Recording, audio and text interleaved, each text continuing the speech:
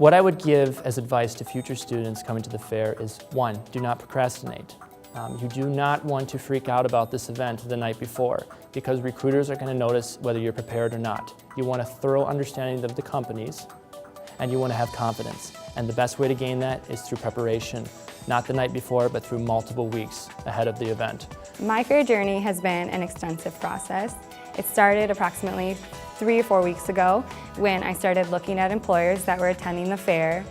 I started out by meeting with the counselors at Career Services. They were able to give me some good advice as to just what strategy I want to take and what companies that I wanted to look at. I brought my resume with me and I spent some time parsing that out, making it look as appealing as possible. And then from there I went on to the Minnesota Private Colleges Job and Internship Fair website. I went through and I looked on the website at all the different companies that were there, and I identified the companies that I thought I would fit well with, as well as companies that I would want to work for. And kind of just researched the companies that were there. From that point, I started applying for positions that interested me online, and I was contacted by numerous recruiters, and I was actually awarded an interview today at the fair. Then I looked at preparing kind of an elevator speech.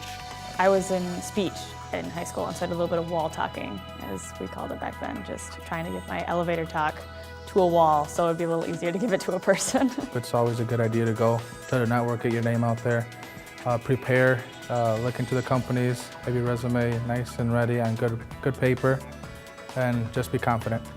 Confidence is absolutely important in the professional world. Definitely just be yourself. It's a big room and there's a lot of students going around talking about what other skills they have, but you're really there for yourself and you're trying to put your best foot forward. So just be yourself, be confident in who you are, and just be casual with the employers. And don't be afraid to talk to anyone. There were people that I didn't expect to talk to today that someone was like, you should go talk to them. And I ended up going, and it was a great opportunity to practice my communication skills. Definitely research everything you need to know. I know this year I accidentally said Eden Prairie instead of Egan. And they'll call you out and then it can kind of throw you off. And just do your research. Know your stuff. Know a lot about yourself. Know what you want. What are my values? What are my skills? What are my abilities? That allows us to match you to opportunities.